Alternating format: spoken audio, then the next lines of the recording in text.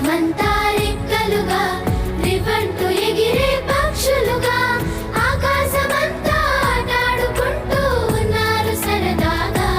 ఒకరేమో సీను ఒకరేమో జున్ను కలిసారే ప్రాణంగా కురిసారే వర్షంగా పాటేమో సీను ఆటేమో జున్ను ఒకటై ఎదిగారే మధురంగా.